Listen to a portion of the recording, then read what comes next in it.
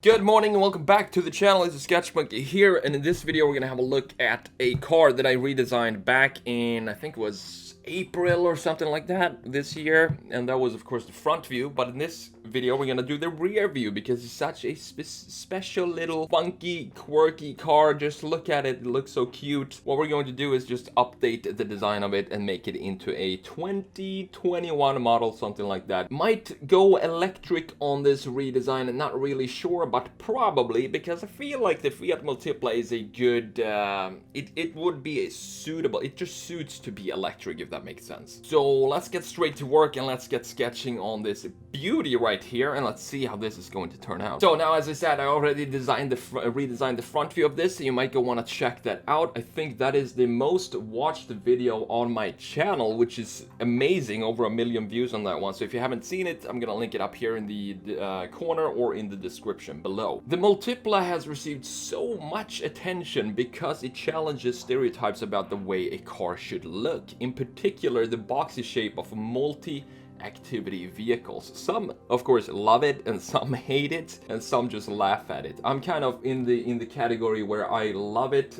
and I also laugh at it a little bit because it's so funky and it's such a quirky design. But as I've said before, I love these designs that kind of stretches out of the norm and they just do whatever they want and try to do something new. Anything new in car design today I appreciate because it's such a rare occurrence that it basically never happens. Everybody just follows the same mold and try to make they try to fit the car within a too big of an audience, so it kind of turns out to be just a bland design. It's not really targeted to a specific target audience, if that makes sense, and that makes the car designs of today kind of boring. But the Fiat Multipla is of course the complete opposite of that. It's called cute, whimsical, ridiculous, otherworldly, and just plain brilliant. It oozes personality in a field where personality is a scarce commodity. And the designer of the Multipla says that he's not a fan of retro design. The Fiat Multipla was a consequence of various design parameters set by Fiat. It had to be designed and built on a very limited budget. It also had to hold 6 people and their luggage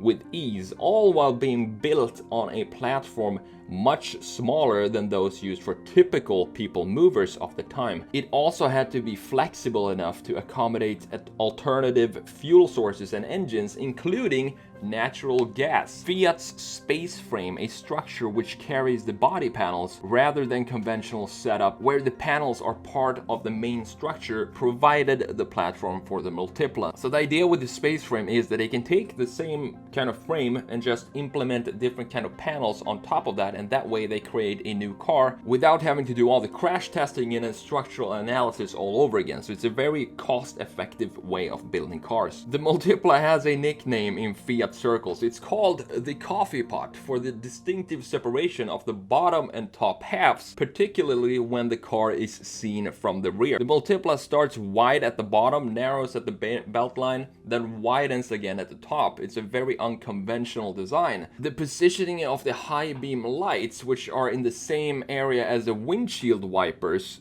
makes the Multipla look like no other vehicle on the road. And if we look at the interior of the Multipla, it has 2 rows of 3 seats each, with the middle seats set back between the outside seats, creating a living room.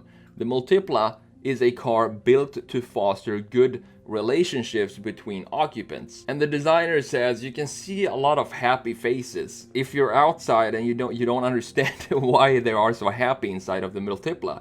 He says it's because it's a very comfortable car and the inside is made for encouraging good relations. Alright, so let's talk about the redesigning here and what we're doing. So the thing is, when you redesign a car like the Fiat Multipla, the thing is to keep some of the quirkiness of the car and not just create another small-sized hatchback, because that would completely ruin the whole point of the Multipla and make it into a boring, mass-produced vehicles, and that is not what we want to do. One of the weirdest things to me with the Multipla is the ratio between the top part of the car and the bottom part of the car. Normally you have, it's kind of a golden standard within car design that you have 1/3 being the greenhouse, and that would be the glass, and then 2/3 will be the door and the body of the car. That creates some weight down because you have more mass closer to the ground, and it looks like the center of gravity in the car is lower when you have the body mass being thicker than the greenhouse. But in this case, in the Fiat Multipla,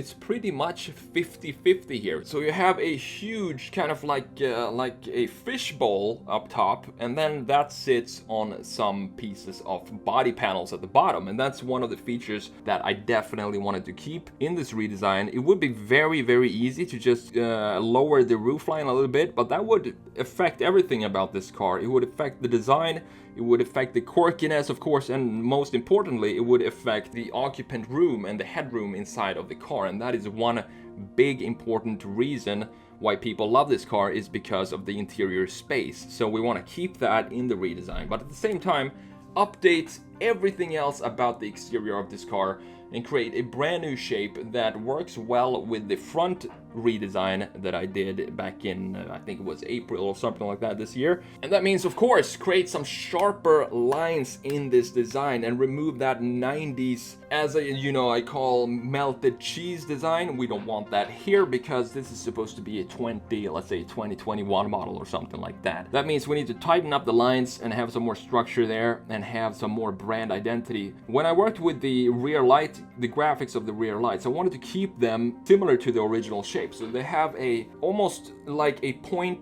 weird pointy thing that bulbs out of the rear light. If you look at the rear light of the original, it's one of these another thing that is just graphically interesting because it's such an irregular shape, and that of course gives the car a lot of personality. So we don't want to lose those kind of features of the design. I also wanted to have a more of a, since we're sharpening up the body of the car and the door lines and the shoulder lines and the lower part of the car, we have to do the same on the top as well. So I wanted to add some sort of integrated ducktail or spoiler in this car, even though it's not a sports car, but it just adds this defined end point.